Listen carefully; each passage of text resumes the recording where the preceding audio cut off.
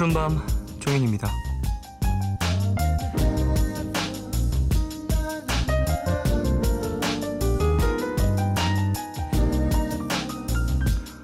영국의 한 고등학교에서는 매 학기마다 학생들에게 이런 과제를 내준답니다. 지금껏 단 한 번도 들어본 적 없는 소리를 찾아와라. 세상에 없는 색을 만들어 와라.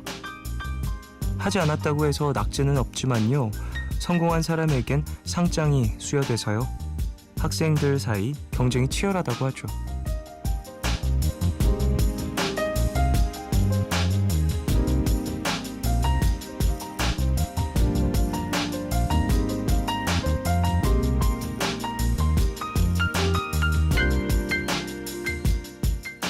과제의 목적은 아주 단순하다고 해요. 무엇을 보든 그 안에서 남과 다른 나만의 것을 찾아내는 것. 그 중요성을 칠판에 적어가며 가르치기보다 스스로 알아낼 수 있는 기회를 주는 거죠. 굳이 책상 앞에 앉아있을 필요가 없는 만큼 재미도 있을 거고요. 패션계의 악동으로 불리는 장폴 고띠에도 나를 이 자리에 있게 한 건 내 방식대로 보는 것에 두려움이 없었기 때문이라고 말했다는데요. 시선의 차이가 생각의 차이로 이어진다는 말도 틀린 얘기는 아니겠다 싶죠. 7월 16일 오늘과 내일 사이, 여기는 푸른밤입니다.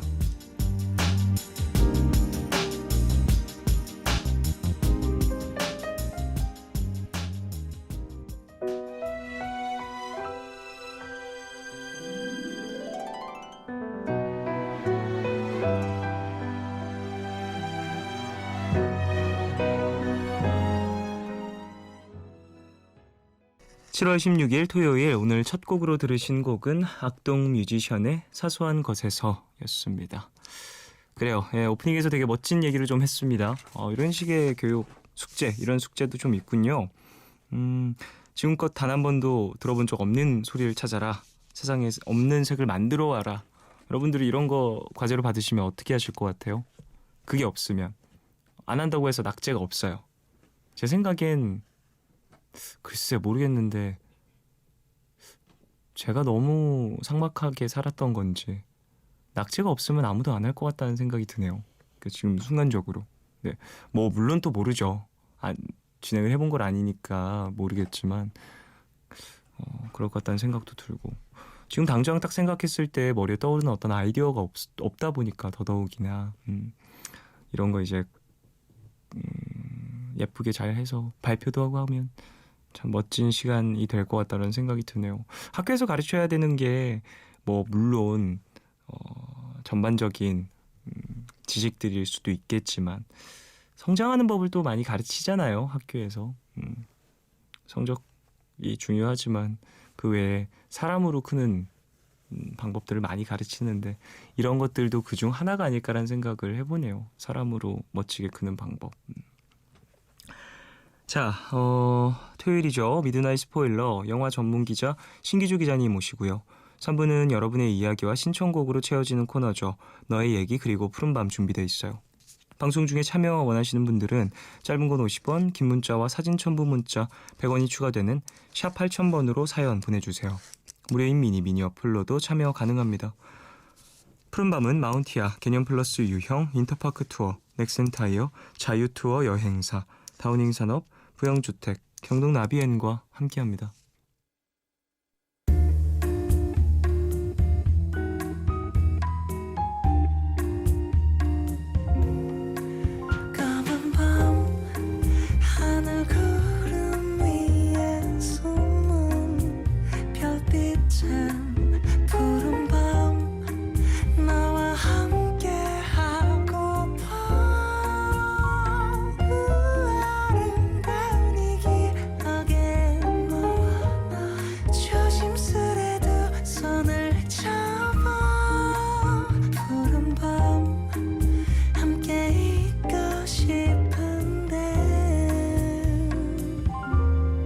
푸른밤 종현입니다.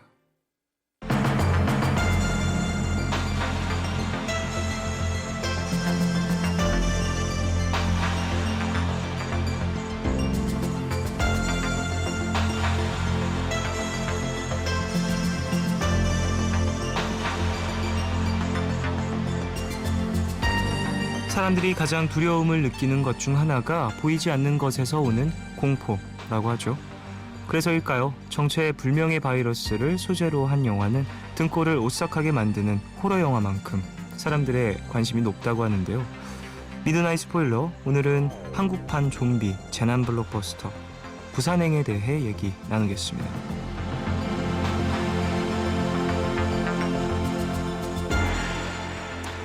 네, 영화, 경영, 경제, 건축, 인터뷰 전문 기자님이죠.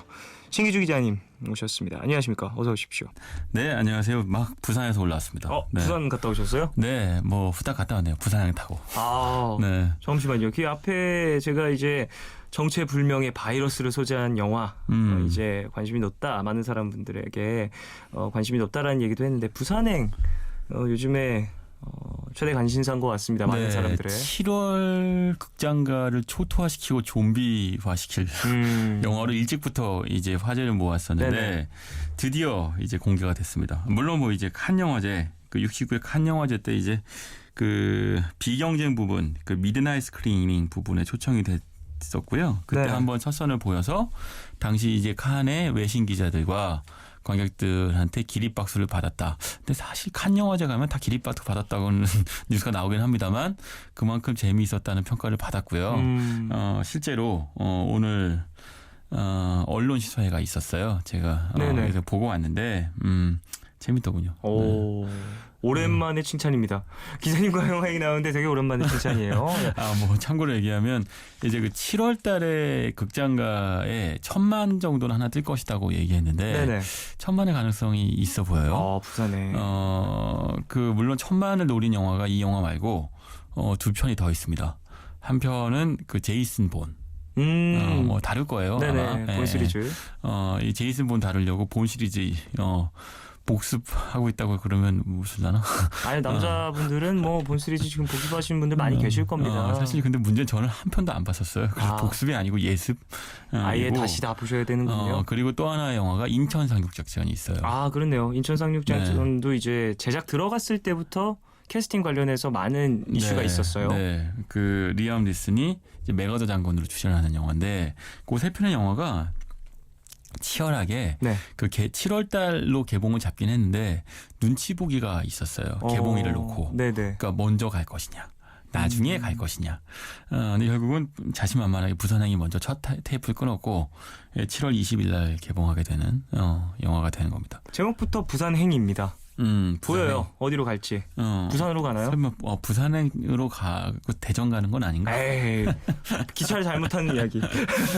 일단 경부선 이야기인데. 아니 무슨 나홀로 집에도 아니고 기차를 나홀로 집에도 비행기 잘못해서 일어나는 스토리가 있잖아요. 2편인가요? 3편인가요? 여기서는 부산에 가게 되어 있고 부산에 가게 되는데 물론 가다 보면 온갖 일들이 일어나는데 일단 이 영화의 기대감을 불러일으키는 요소는 하나 속도감이겠죠. 그러니까 일단 부산행 KTX 서울에서 부산까지 2시간 반. 빨라. 네. 정말 우리나라는 이제 교통이 정말 대단합니다. 그렇죠. 좋습니다. 그러니까 영화가 거의 그 부산행 KTX 속도만큼 빠르고요. 속도감이 그리고 있군요. 그 영화의 러닝 타임하고 KTX 서울에서 부산 가는 거하고 거의 맞아 떨어져요. 그러니까 실시간이라는 얘기가 되는 거겠죠. 그러니까 그만큼 관객들이 영화를 보면서 눈을 떼지 못하게 만드는 속도감이 있어요. 그 속도감에 흡입력이 있고요. 그리고 이 영화의 감독이 연상호라는 감독인데 일반 관객분들은 잘 모르실 수도 있어요. 근데 이제 그 애니메이션을 좋아하는 관객들한테는 돼지의 왕 또는 사이비라는 애니메이션으로 굉장히 이미 팬덤이 두터운 실력을 인정받은 애니메이션 감독입니다. 그렇죠. 되게 스토리가 무게감이 있는 그런 감독님이신 것 같아요. 음울하죠. 인간에 대한 불신과 사회에 대한 어떤 그 비판 이런 것들로 그득 찬 영화인데 특히 그 사이비 같은 영화는 애니메이션으로 만들어도 되나? 사실 우리가 흔히 상상하는 애니메이션은 어른이보다는 어린이 아이들을 위한 그 어떤 그 표현 방법일 수 있는데 오히려 애니메이션이기 때문에 더 날선 사회 비판이 가득해요. 그러니까 이런 식의 어떤 그 연상호라는 감독이 갖고 있는 두 가지 요소. 그러니까 사회에 대한 날카로운 비판. 그리고 그 애니메이션 감독 특유의 그 거칠 것 없는 비주얼의 상상력이 있어요. 그러니까 이제 이런 거죠. 실사 영화 감독이 있어요. 가끔 우리 그 농담처럼 얘기할 때가 있는데 시나리오 쓰다가 실사 영화 감독들이 네. 자 만주 벌판에 기차가 만주 벌판을 뚫고 지나간다. 이 한 장면으로 200억이에요.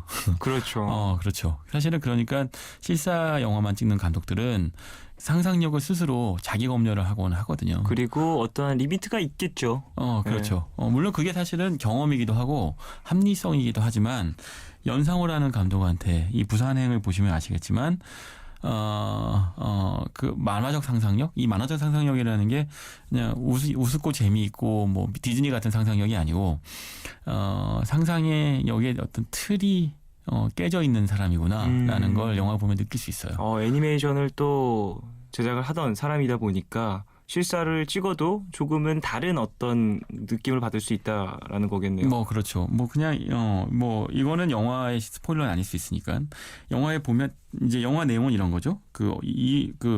알 수 없는 어떤 이유로 좀비화되는 그 바이러스가 퍼지고 그 한국에 네. 그래서 이제 순식간에 사람들이 좀비화되어서 서울뿐만 아니고 전 국토가 초토화되는 상황이고 거기서 이제 공효 씨가 맡은 서구 그리고 네. 그 아이 이제 딸을 지키기 위해서 KTX 안에서 그 사투를 벌인다. 이게 간략한 내용인데 네. 그 과정에서 당연히 좀비들이 KTX 안에도 가득 들이차게 될 테고 그리고 KTX 쫓아오는 좀비들도 있겠죠. 아마 예고편에서 아마 나왔던 것 같기도 한데 기차가 지나가요. 기차를 쫓아서 거대한 좀비 군단이 뛰어오고 그리고 그 좀비들이 기차에 매달려서 끌려가는 장면이 있어요. 네. 그러니까 이것은 그래서 제가 이따가 얘기하겠지만 그 월드워 G에서 보면 왜 좀비 막기 위해서 거대한 바리케이트를 쳐놨잖아요. 네네. 거대한 바리케이트를 좀비들이 서로를 밟고 기어 올라가는 장면 있죠. 그 거대한 스펙타클인데 네. 이게 영화에서 그 영화 감독이 월드워 G에서 개미들이 서로를 밟고 올라가서 먹이를 먹는 모습을 보고 비주얼을 만들었다고 하던데 부산에도 못지않은 스펙타클이에요. 그러니까 거대한 좀비 군단이 기차 쫓아가고 그 기차들을 붙잡고 끌려가는 그 장면 자체가 이게 보통 우리는 카체이싱 장면을 통해서 그런 스펙타클을 구현하거든요. 네네. 속도감과 그 충돌의 그러니까 쫓기는 속도감을 보여주려면 자동차 정도는 타야 되는 거죠. 근데 여기서 부산행에서는 좀비와 사람의 어떤 뛰어다니는 모습 과정만으로도 이걸 보여줍니다. 상당히 색다른 신들이 또 이어지는 거군요. 그렇죠. 무제한적 상상력. 자, 네. 그러면 노래 듣고 와서 얘기를 좀 더 본격적으로 나누겠습니다. 링킨 파크의 In the End. 이 곡은 5245님 신청곡입니다. 듣고 올게요.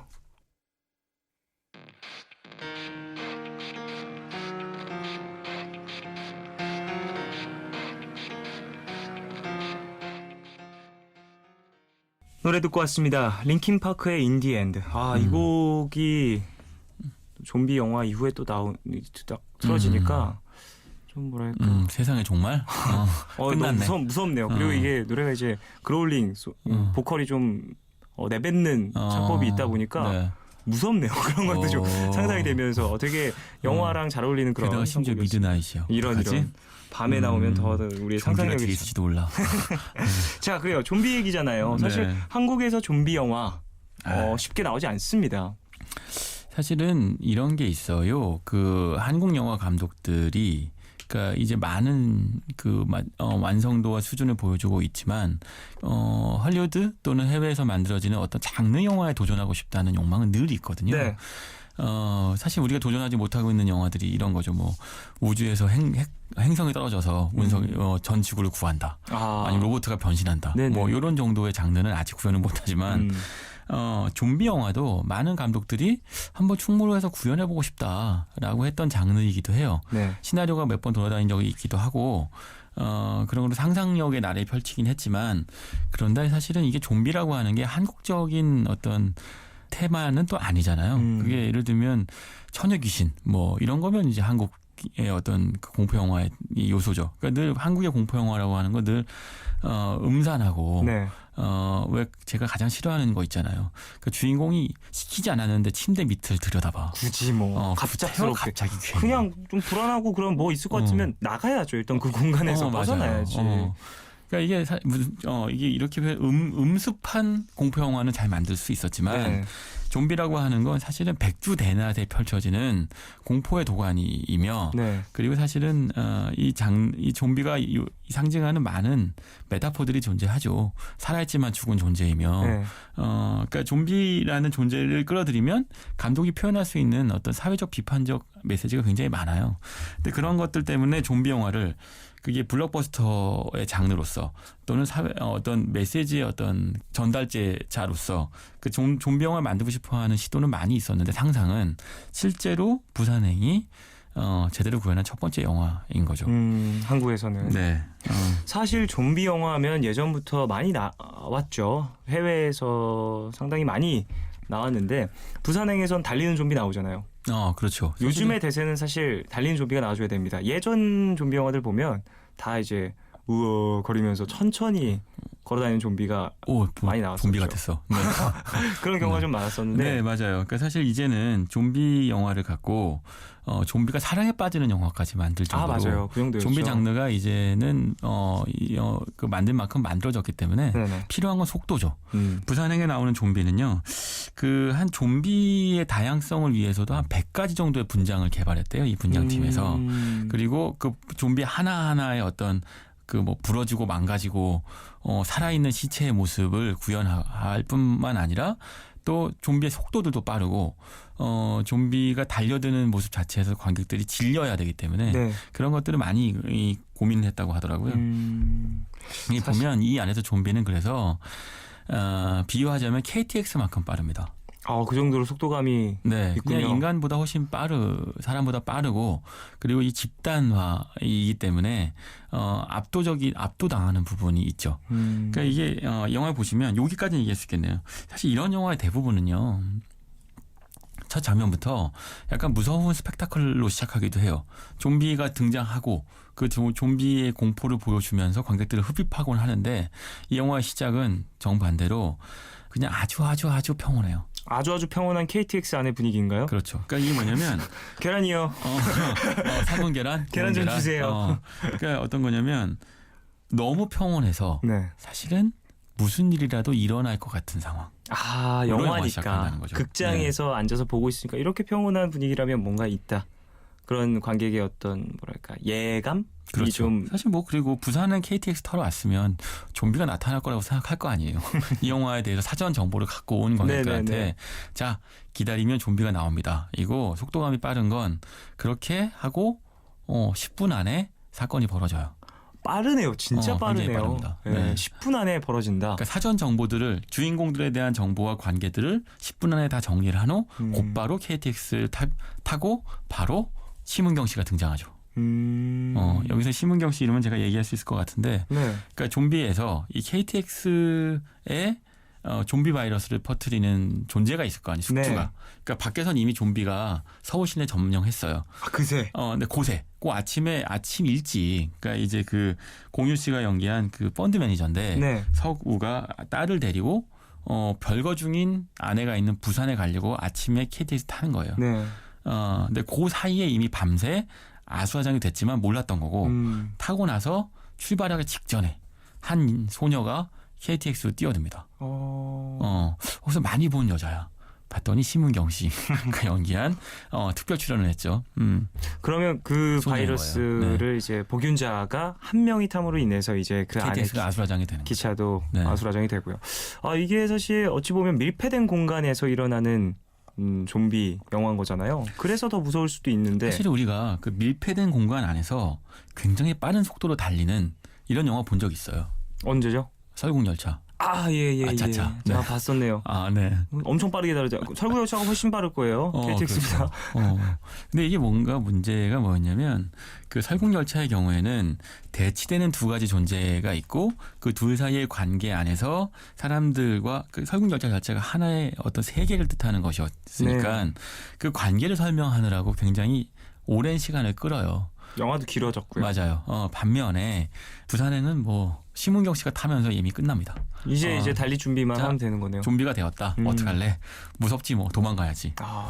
이게 되게 공포감이 끝인 것 같아요. 왜냐하면 끝없이 도망칠 수 있는 것도 아니고 도망치다 보면 이제 끝이 오는 거잖아요. 더 이상 도망칠 수 없는 끝칸이 나오는 거니까. 그렇죠. 네. 이게 되게 모든 이가 알고 있는 공포의 맹점인 것 같다는 생각도 듭니다. 여기서 사실은 한 가지 팁을 드리자면 처음에는 한쪽에 몰려 있지만 기차가 멈추기도 하고 서기도 하면서 생존자들이 중간중간에 분산이 되고 네. 그 중간에 있는 가족을 구하기 위해서 이제 공유와 그리고 이제 마동석 씨가 연기한 상화가 이제 팔을 걷어붙이게 되는 건데요. 두 분이 걷어붙인다면 예. 이 두 분이 공유 씨는 전작을 제가 공유 씨에 대해서 완전히 기억하고 있는 장면 영화는 용의자죠. 용의자에서 상당히 멋진 액션씬을 용의자에서 보여주셨고. 그거 어떻게 했는지 모르겠어요. 그 좀비 같았어요. 이렇게 뼈가 이렇게 빠져갖고 이 줄에 매달려 있는데 거꾸로 팔을 돌려갖고 빠져나오죠.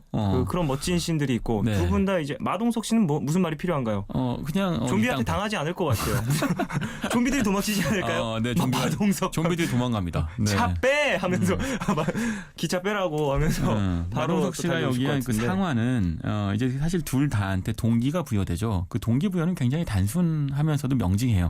이 공유 씨는 딸을 구해야 하는 것이고 네. 어린 딸을 만동석 상화는 그 정윤 씨가 연기한 성경이라는 그 아내가 같이 있는데 만삭이에요. 네네. 만삭의 아내를 구해야 되는 거죠. 가족을 구하는 이 포인트가 있다면 모든 이가 쉽게 또 공감을 두말할 하죠. 필요가 있나? 네. 가야죠.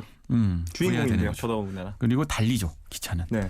하지만 계속 달릴 수는 없고 중간에 천안 아산역, 대전역에서 멈추면서 큰 사건들이 일어납니다. 네. 멈출 때마다 큰 사건이 또 네. 일어나는군요. 대단합니다. 자, 그럼 노래 듣고 광고 듣고 돌아와서 얘기 더 나눌게요. 먼퍼드 앤 선즈의 바벨 듣고 광고까지 듣고 오겠습니다.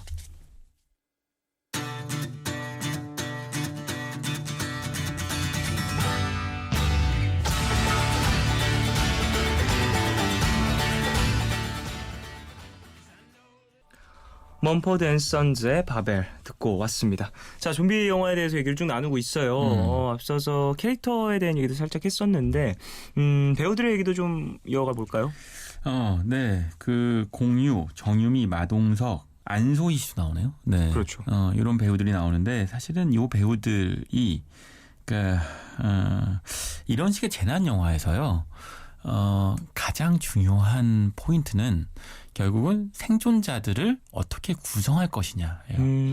어떠한 캐릭터들이 희생을 당할 것이며 마지막까지 그렇죠. 살아남는 것은 누구인가? 맞아요. 누굴 죽이고 누굴 살릴 것이냐가 네. 곧 관객들한테 던져주는 메시지인 거죠. 네. 특히 좀비 영화에서는 결국은 그 살아있는 자도 물리면 좀비화가 되는 거잖아요. 그렇죠. 결국은 관객들이 봤을 때 살만한 자격이 있다고 하는 사람들을 살려야 되는 거예요. 그러니까 관객들은 당연히 영화를 보면 그 영화 속 캐릭터와 동일시를 하게 되거든요. 그러니까 특히 뭐 우주를 구하는 아이언맨하고 동일시를 한다거나 그러니까 주인공과 동일시가 흔히 되는데 재난 영화에서는 살아남은 존재들과 동일감을 느끼게 돼요. 네네. 그래서 그 살아남은 사람들이 살기를 바라게 되기 때문에 영화를 계속 보게 되는 거거든요. 제가 버스 탄다는 표현을 많이 쓰잖아요. 기차를 타는 거죠. 이 경우에는. 이 영화에서.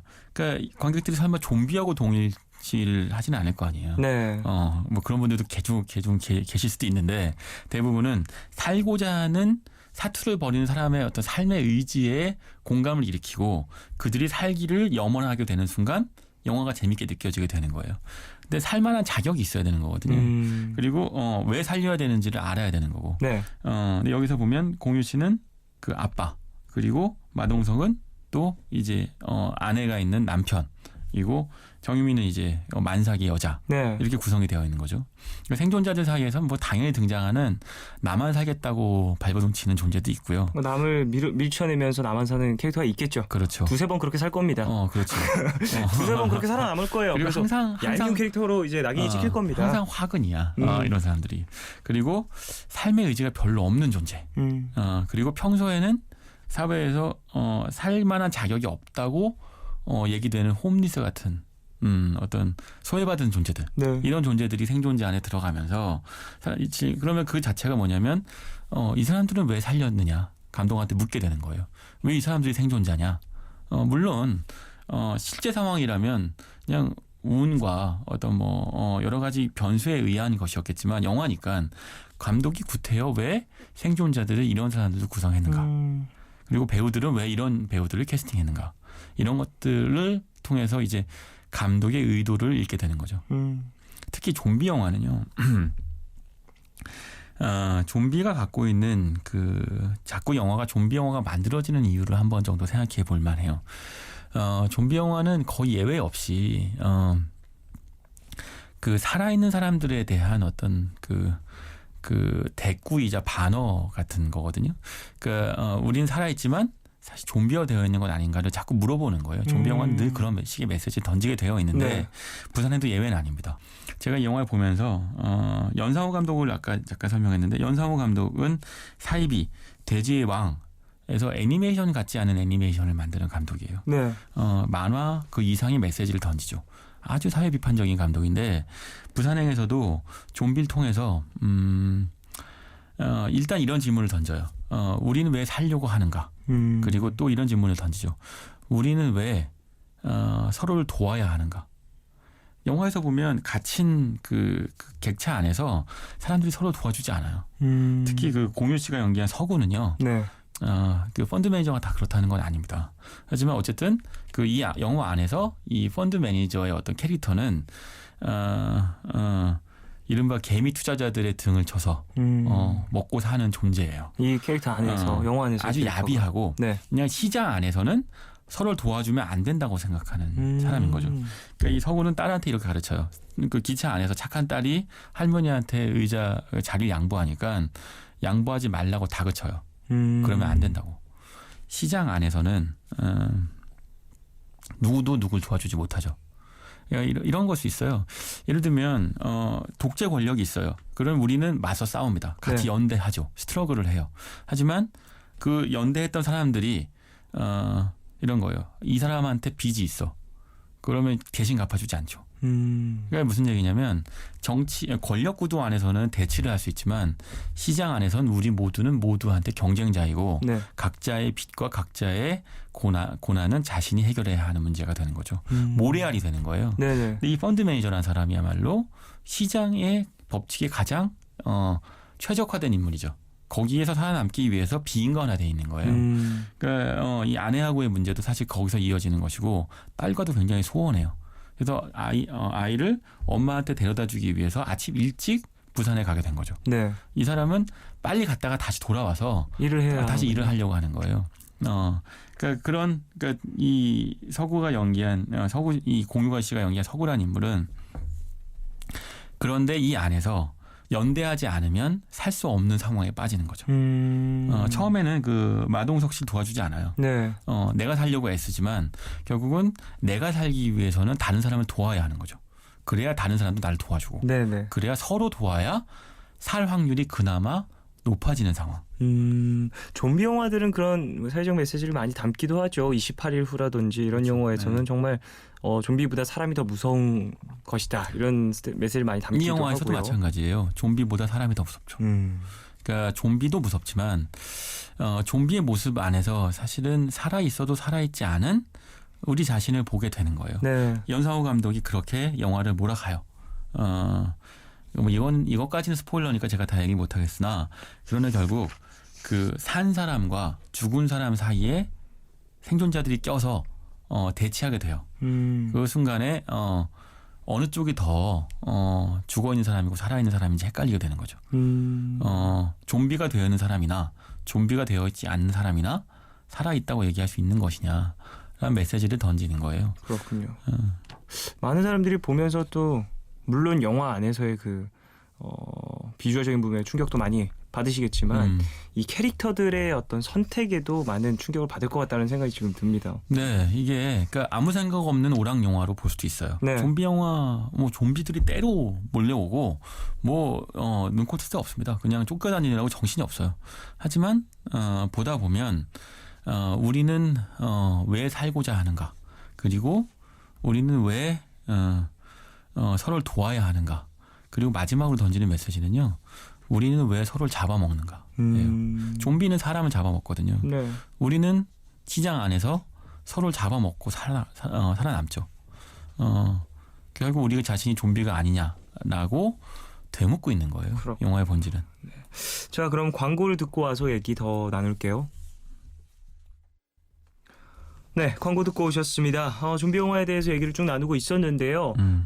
부산행 말고도 잘 만들어진 좀비 영화 많이 있죠. 네, 월드워 Z 같은 영화들. 네네. 그건 뭐 사실은 역대 최강의 좀비 영화인 것 같은데. 스토리도 그렇고 비주얼도 네. 그렇고 그렇죠. 상당히 충격적인. 그러니까 좀비 영화가 걸어다니는 좀비 영화에서 뭐 뛰어다니는 좀비 영화, 사랑하는 좀비 영화, 지식을 얻게 되는 좀비 영화, 뭐 이렇게 점점 발전하다가 이 월드 지 같은 경우에는 저희가 상상할 수 없었던 어떤 시각적 비주얼을 보여줬던 그러게요. 것 같아요. 네, 바리케이트를 뛰어넘는 좀비들.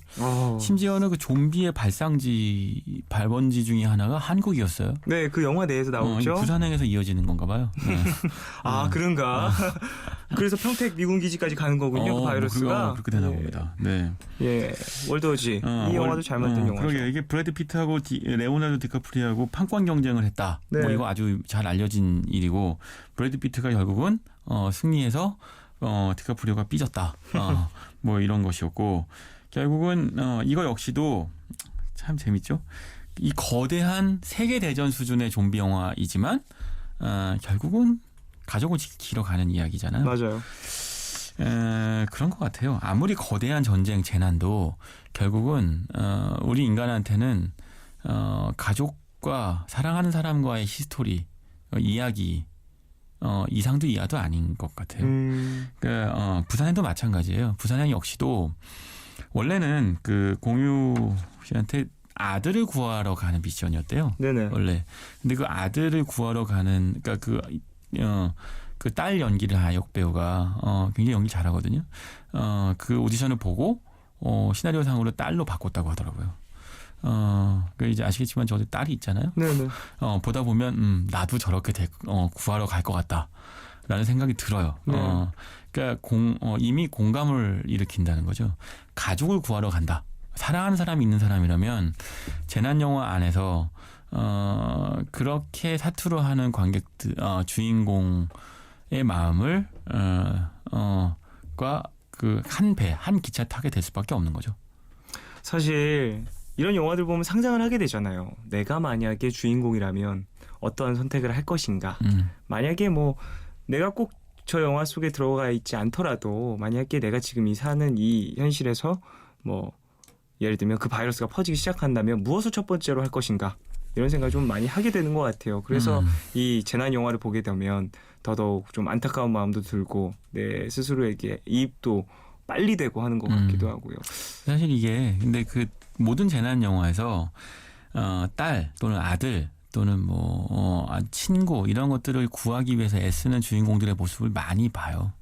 근데 이제 그 부산행에서의 어떤 남다른 점은 그들을 구하기 위해서 싸우는 과정에서 사람과 사람 사이의 어떤 관계에 대한 질문을 던진다는 거죠.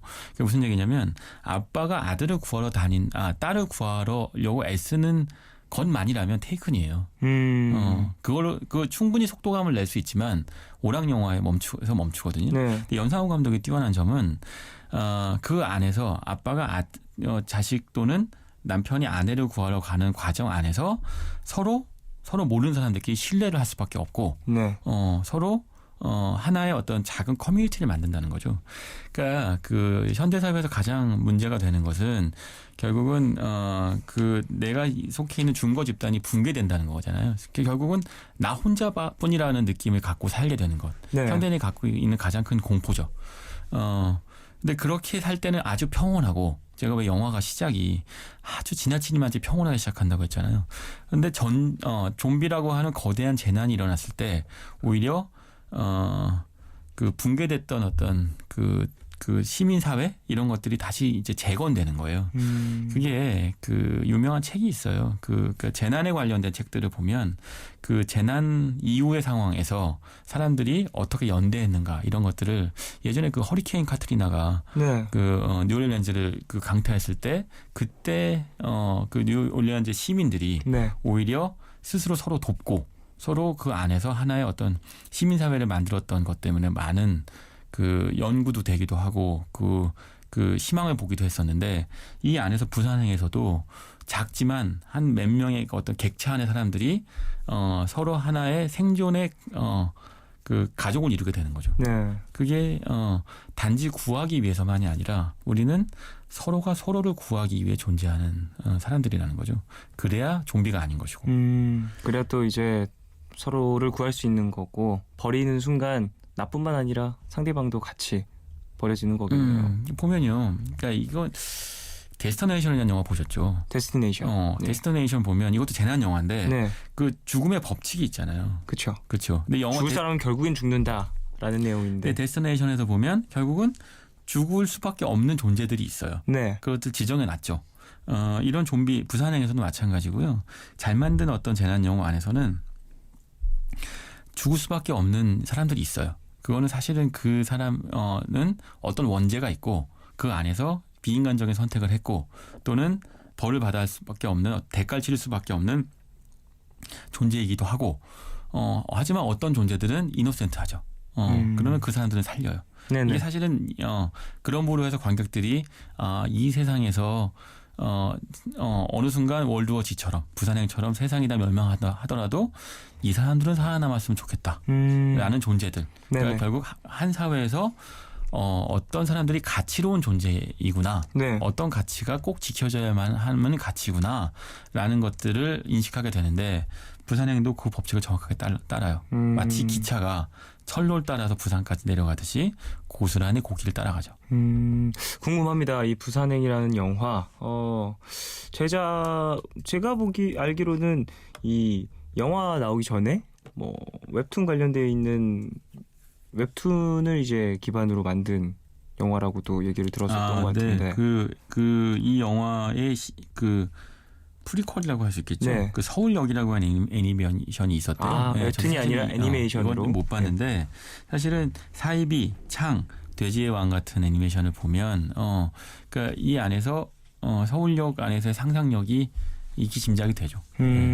이후에 또 재밌는 영화들이 많이 나왔으면 좋겠다는 생각이 드네요. 부산행을 연상호 감독은 이 뭐 계속 애니메이션 또는 실사 영화를 오가면서 앞으로도 아마 굉장히 많은 활약을 하지 않을까 싶기도 하고 칸 영화제에서도 이런 얘기를 했다고 하던데 그 칸 영화제 집행위원장인 티에리 프레모가 다음번에는 경쟁 부분에서 볼 것 같다. 이 감독을 라고 얘기했다고 해요. 영화 보고 나면 그게 단지 인사치레만은 아닌 것 같습니다. 앞으로의 좀 행보가 더 기대되는 그런 감독이군요. 자, 그래요. 오늘 또 좀비 영화에 대한 얘기를 좀 길게 나눠봤습니다. 뭐 좀비 영화 오락 영화로도 볼 수 있지만 조금 시각을 다르게 한다면 많은 메시지를 얻을 수 있다라는 얘기를 기자님과 함께 나눈 것 같네요. 자, 이제 슬슬 미드나잇 스포일러 마칠 시간이어서 저는 여기서 2부 마무리하고 3부로 돌아오도록 하겠습니다.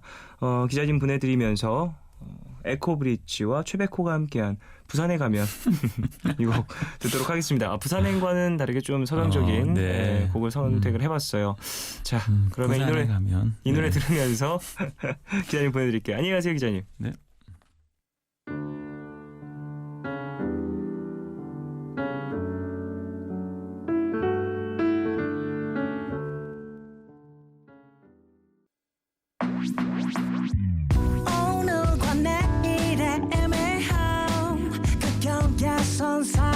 시작과 끝이 만난 시간 착각과 만남의 인사 안녕 또 다른 안녕 매일 하지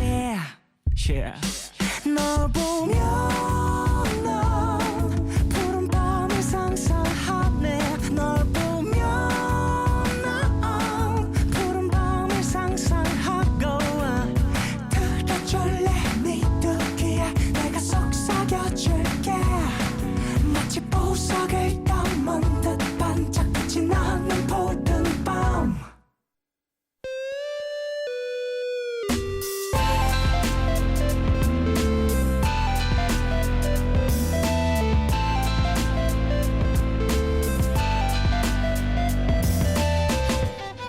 푸른밤.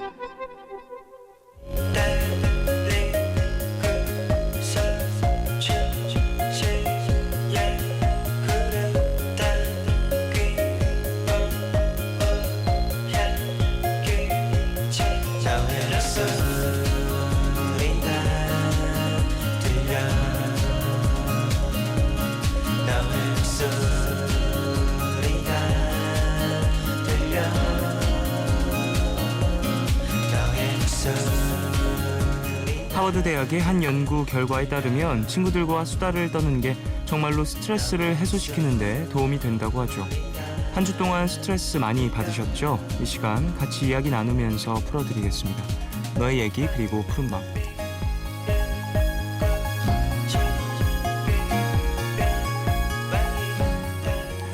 이 시간 참여 원하시는 분들은요, 푸른밤 홈페이지 사연과 신청곡 게시판에 글 남겨주세요. 손편지는 서울시 마포구 성암로 267 MBC 라디오 푸른밤 앞으로 보내주시면 됩니다. 그럼 여러분이 보내주신 이야기 만나볼까요? 홍정현님. 사랑과 두둑한 용돈으로 키워낸 첫 조카가 이제 제가 집에 들어오는 시간을 체크할 정도로 자랐네요. 오늘도 이모 언제 와? 들어올 시간 지났는데 라는 문자를 보고 친구들과 맥주 한잔 하려다가 불이 나게 뛰어 들어갔네요. 이 녀석 얼른 더 커서 맥주 한잔 같이 할 수 있었으면 좋겠어요. 제가 좋아해서 조카도 알고 있는 에이미 와인하우스의 노래 신청할게요. Rehab. 들려주세요 라고 보내주셨습니다. 같이 지내시는가 봐요. 그래요. 문자도 보낼 정도면 그렇게 많이 어린 것 같지는 않은데 어쨌든 조카분과 좋은 추억 많이 만드시길 바라겠습니다. 저 같은 경우에 또 이제 얼마 전에 이제 저희 할아버지 생신이셨어가지고 잔치를 했었는데 그래서 친척들 막 많이 모이고 했었어요. 그래서 동생들, 친척들 사진 보고 그랬었는데 진짜 빨리 크는 것 같더라고요. 제 친척 동생들이 물론 저도 초등학교 6학년 막 중학교 1학년 뭐 이때 처음 보고 그랬던 친구들인데 왜냐면 그때 태어났으니까 그 친구들이 뭐 그런 친구들이 이제 뭐 학교 다닌다 그러고 그런 얘기 들으면 진짜 빨리 자란다는 생각도 들고 그리고 몇 년 전에 봤던 아가들은 정말 빨리 커서 이젠 뛰어다니고 말도 하고 강아지랑 같이 놀고 그러는 거 보면 진짜 신기하긴 하더라고요. 예. 친척 조카분도 빨리 자라서 이제 이모랑 술 한잔 기울이면서 이런 얘기 좀 추억으로 좀 되새기면서 얘기 나누시길 바라겠습니다. 2548님. 원래도 없던 자존감이지만 요즘은 정말 자존감이 바닥이에요. 자꾸 못났던 모습만 생각이 나네요. 아무 말이라도 좋으니 칭찬 좀 해주세요. 칭찬받고 싶은 하루예요. 라고 보내주셨습니다. 자존감이 떨어질 때가 있죠. 사람들 다 그렇고요. 못난 모습 생각하고 뭐 내가 못했던 거 막 계속 생각하고 그러는 거 어찌 보면 그렇게 생각하고 좀 되새기면서 내가 잘못했던 걸 나중에 똑같은 실수를 안 하게 하는 좀 그런 시간이 될 수도 있는 것 같아요. 저도 좀 그런 편이거든요. 실수하면 계속 생각하고 자주 생각하고 막 계속 되뇌이고 자려고 누웠는데 갑자기 생각나서 잠 안 들고 막 그런 경우 되게 많은데 그런 것들이 하나둘 쌓이고 하루 이틀 좀 시간이 흐르면 나중에 비슷한 실수를 하는 어떤 확률이 좀 줄어드는 것 같아요. 예.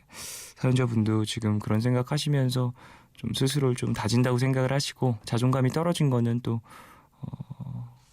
이런 일들을 실수를 또 만회하고 내가 이겨내면 내가 생각했던 것보다 나 좀 많이 성장했네 이런 생각하게 되실 겁니다. 그런 실수를 생각하는 걸 너무 싫어하지 마시고 그냥 차근차근 시간 좀 보내시면서 다지시길 바랄게요. 바로 올리는 건 힘든 것 같아요. 자존감 한순간에 바로 빡 올리고 한순간에 뭐 갑자기 회복하고 그러는 거 힘드니까 천천히 좀 여유 가지시고 생각을 좀 해보시길. 에이미 와인하우스의 Rehab 이 곡은 홍정현님 신청곡입니다. They tried to make me go to rehab. I said no, no, no. up in black, but when I come back. 에이미 와인하우스의 Rehab 듣고 왔어요. 2379님, 이번 시험 성적이 좋지 않아서 너무 속상해요. 허탈하고 축 처진 기분이 조금이라도 나아졌으면 좋겠어요. 브로콜리 너마저의 천천히 신청해요 라고 보내주셨습니다. 요즘 이런 사연 꽤 많이 오네요. 이제 시험 기간도 끝나고 그래서 그런지 다들 이래저래 희비가 교차되고 있는 것 같은데요.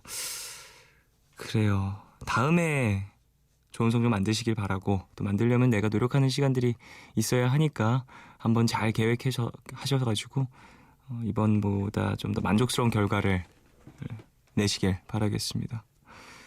7629님, 여고생 청취자입니다.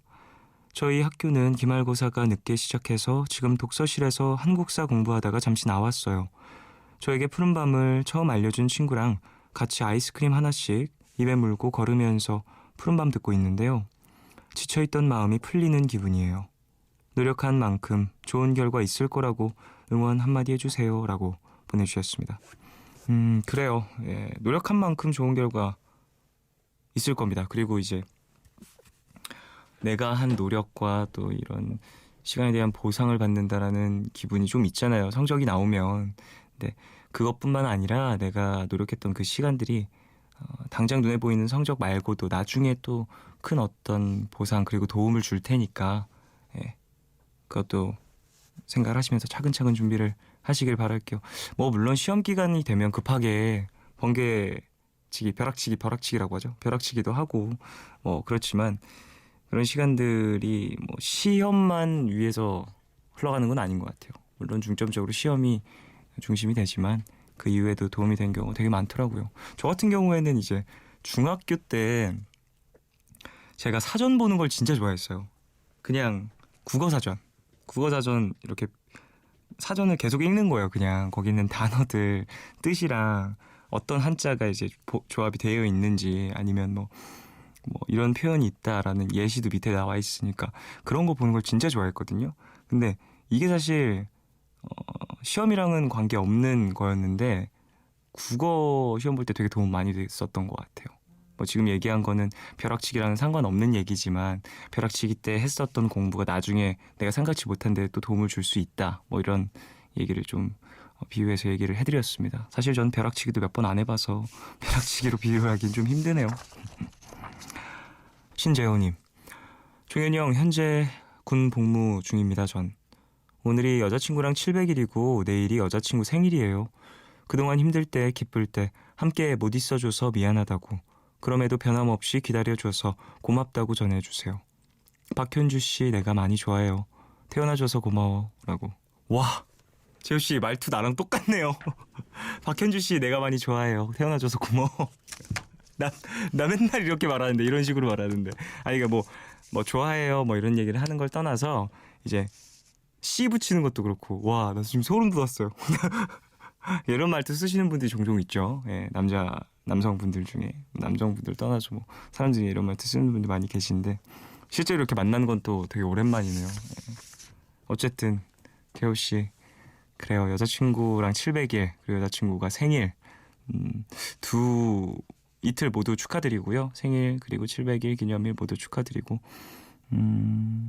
자주 볼 수 없는 그런 상황이겠지만 예쁜 사랑 지키시고 또 제대하셔서 기다려준 만큼 또 보답을 해주시길. 자, 노래 듣겠습니다. 2379님이 신청한 브로콜리 너마저의 천천히, 그리고 구태현님이 신청하신 라셀인드의 Run to You 두 곡 듣겠습니다. 돌아가는 길은 너무 멀고 눈물이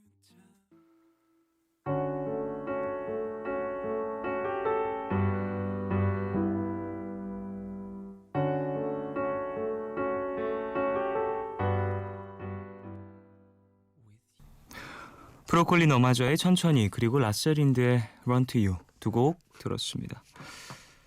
1937님, 올 초부터 편입을 생각하고 있었는데 깜빡하고 지원 시기를 놓치고 말았어요. 결국 편입 추가 모집을 기다리고 있답니다. 요즘 왜 이렇게 깜빡하는 걸까요? 이렇게 중요한 것까지 라고 보내주셨습니다. 저런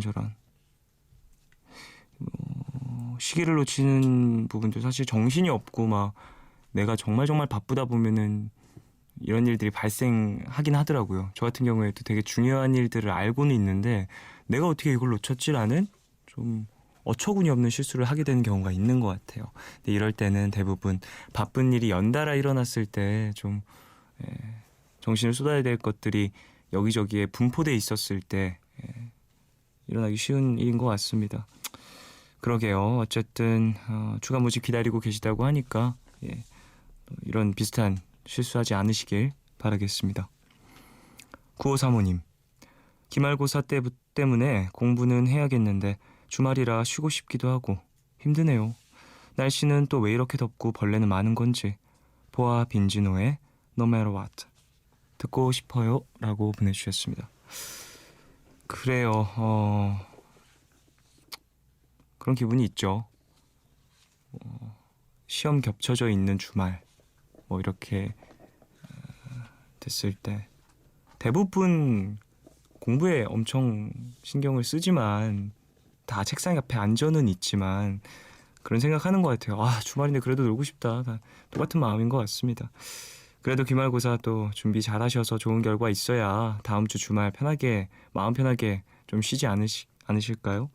공부 준비 좀 마지막까지 힘드시더라도 잘 해내시길 바라겠습니다. 정미화님, 주말인데도 출근을 했어요. 오후 1시에 나왔는데 아직도 집에 못 가고 있습니다. 내일도 나와야 할 것 같은데 내일 나오기 싫어서 밤을 새서라도 끝내고 가려고요 라고 보내주셨습니다.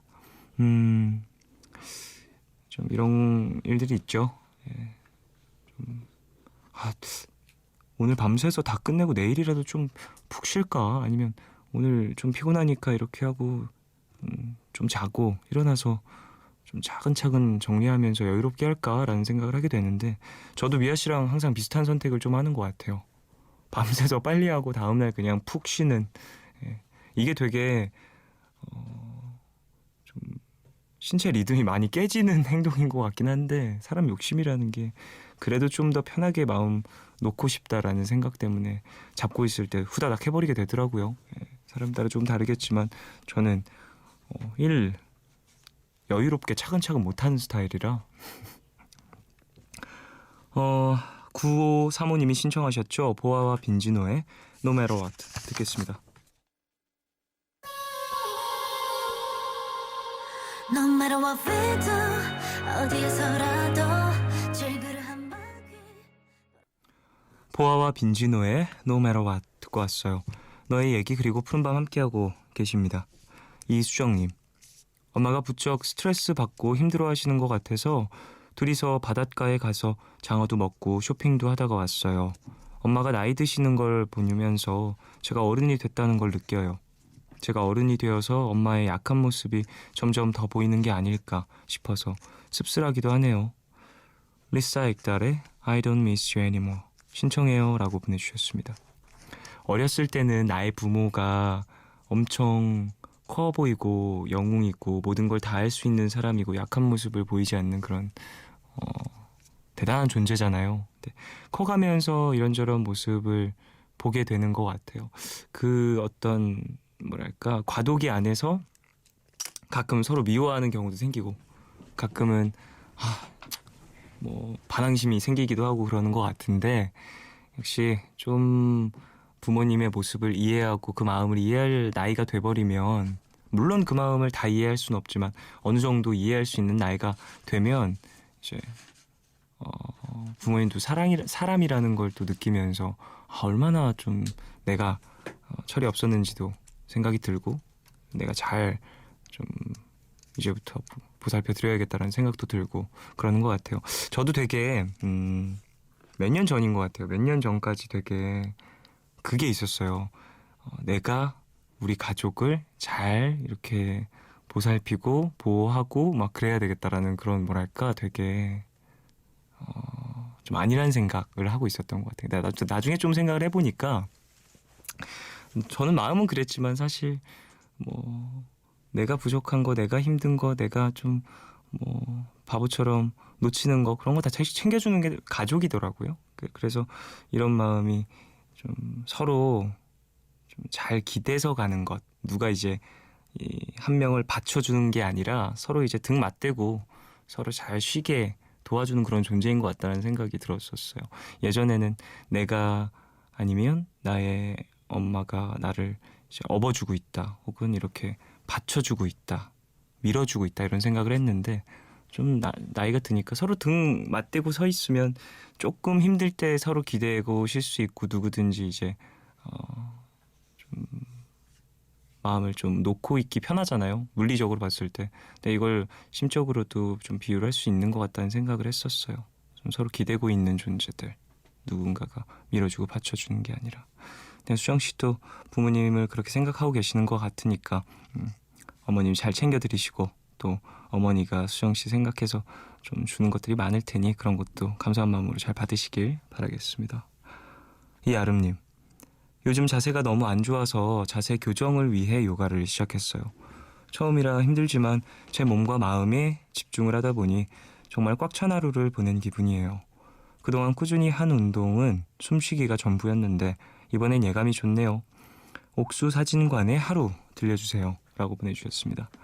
와, 요가를 좋아하고 즐기시는 분들은 그 매력에 빠져서 진짜 오랜 시간 하시던데 몇 년은 쭉 하시고 막 그러시더라고요. 이게 요가가 너무너무 어려운 그런 운동이라고들 얘기를 해주더라고요. 저는 해본 적이 없어서, 그리고 스트레칭 일단 기본적으로 안 돼요. 그리고 가만히 있는 걸 엄청 싫어해서, 그러니까 요가 같은 경우는 심지어 가만히 있는 게 아니라 온몸에 긴장을 한 상태로 이제 자세를 유지하는 거잖아요. 전 그런 거 못해요. 할 거면 그냥 빠르게 팍 움직여서 힘들게 했다가 잠깐 쉬었다가 다시 막 움직여서 힘들게 했다가 잠깐 쉬었다가 이런 게 가능한 사람입니다. 요가 하시는 분들, 그리고 필라테스나 요가 이런 거 하시는 분들 보면 너무 대단해요. 참을성. 김순원님, 매일 밤 동생과 이런저런 얘기를 나누다가 같은 방에서 잤었는데요. 동생이 해외 봉사로 한 달 남짓 아프리카 탄자니아에 갔어요. 연락도 할 수 없어서 더 보고 싶네요. 지금은 환한 낮에 봉사하고 있을 동생, 건강하게 잘 끝내고 올 수 있게 푸른밤에서도 응원해주세요 라고 보내주셨습니다. 그래요. 예, 응원. 저도 동생분 응원하고요. 순원씨 걱정 많이 되실 것 같은데 매일매일 보던 또 나의 가족이 멀리 떨어져 있다고 하니까 동생분 건강하게 돌아오시길 바라겠고, 해외 봉사 가셔서 많은 것도 배워오실 거라고 생각을 해요. 예, 그것들이 또 동생분의 인생에 있어도 좀 큰 성장이 되길 바라겠습니다.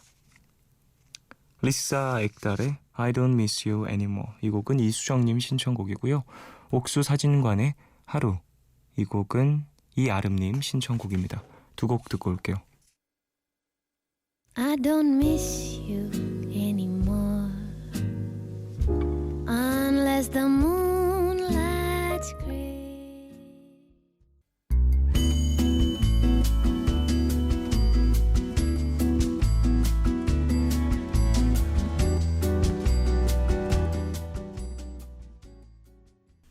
릭사 엑달의 I don't miss you anymore, 그리고 옥수 사진관의 하루, 두 곡 듣고 왔습니다.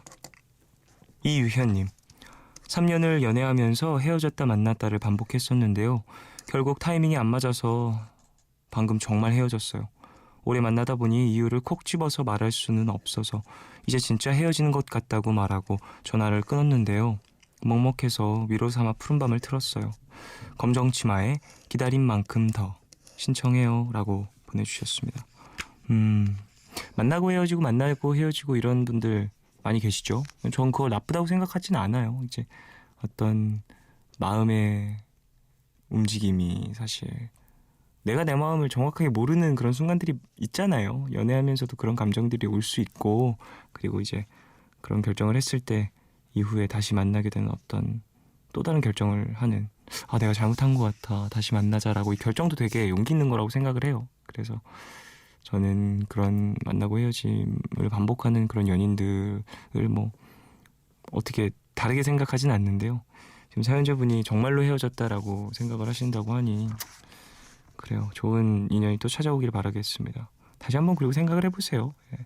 어떠한 이유인지 알고 있는 상태라면은 또 모르겠지만 어쨌든 연애하다 보면 여러 가지 감정 드는 게 당연한 거니까. 예. 김혜진님, 일하는 사무실에서 한 통의 전화가 걸려왔습니다. 거래처 직원인데 30분 뒤에 회사분이 가실 건데 응대 부탁드린다는 일반적인 전화였어요. 그리고 정말 10여 분 뒤 50대로 보이시는 직원 한 분이 들어오셨죠. 전화 내용을 말씀하시길래 인사를 나눴는데 갑자기 울리는 그분의 휴대폰. 전화를 받으시더니 그분이 저한테 죄송한데 제가 주차한 차가 견인을 당했다네요. 당장 현금이 없어서 그러는데 3만 원만 빌려주실 수 있으세요? 전 의심 없이 지갑에서 돈을 꺼내드렸습니다. 그런데 1시간, 2시간, 퇴근 시간까지 안 돌아오시더라고요. 알고 보니 거래처 직원의 전화도 모든 상황도 쇼였어요. 자세히 살피지 않고 돈을 빌려준 저도 문제였지만 사람 사이에 의심부터 해야 하는 세상이 온 것 같아 씁쓸했어요 라고 보내주셨습니다. 아, 요즘에 이런 사기도 쳐요? 야, 이거 되게 체계적인데요. 먼저 전화를 걸어놓고 가서 얘기 나누다가 지금 제가 현금이 없네요 이러면서 와, 이건 진짜 좀 당황스러운 것 같습니다. 예. 혜진씨 좀 그냥 액땜했다고 생각을 하시길 바라겠고요. 예. 이제 이번 연도가 반이 지났잖아요. 7월이 넘어가면서 이제 남은 반년에 있을 어떤 어려운 그런 안 좋은 일들 그냥 7월에 액땜했다고 생각을 하시길. 야, 이건 진짜 듣도 보도 못한 사기네요. 검정치마의 기다린 만큼 더. 이 곡은 이유현님 신청곡입니다. 듣고 올게요.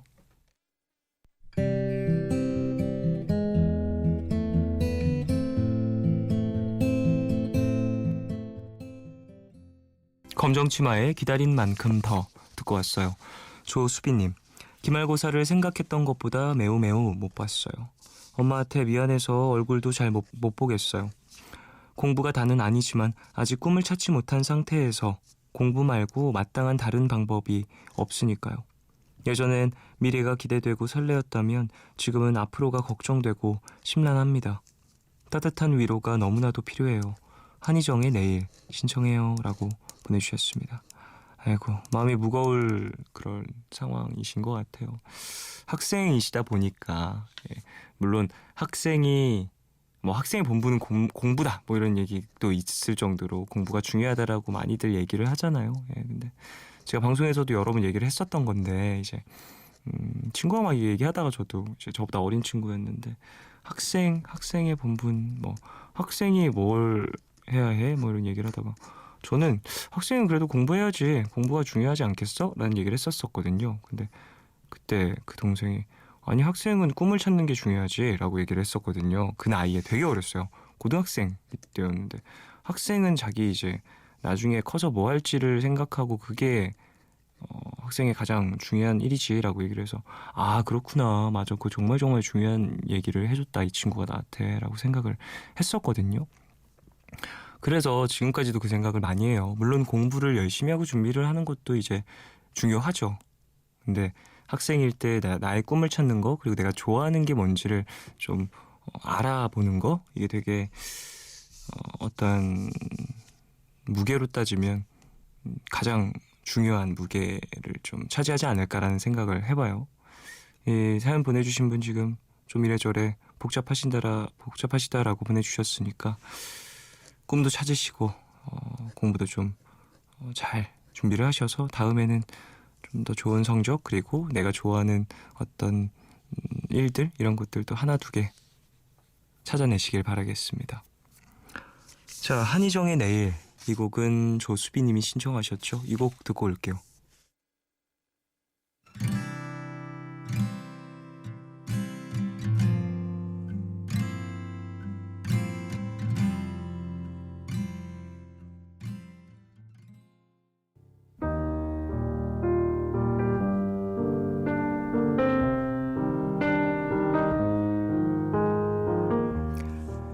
내일 너에게 푸른밤의 마지막 시간은 내일을 시작하는 여러분께 드리는 곡으로 준비하고 있습니다. 오늘 들려드릴 노래는 존 콜트레인의 블루 트레인입니다. 존 콜트레인은 미국의 재즈 색소폰 연주자이자 작곡가인데요. 실질적으로 활동한 기간은 10년 남짓이고 40살이라는 이른 나이에 세상을 뜬 걸 감안하면 재즈의 역사에 짧고도 굵은 흔적을 남긴 셈입니다. 오늘 들려드릴 블루 트레인은 최근 TV 프로그램에서 자주 사용이 돼서 더 친숙하신 분들이 많으실 텐데요. 깊어가는 토요일 함께하기에 더없이 좋은 곡이라고 생각을 합니다. 존 콜트레인의 블루 트레인 오늘 끝곡으로 들으시고요. 지금까지 푸른밤 종현이었습니다. 내일도 쉬러 와요.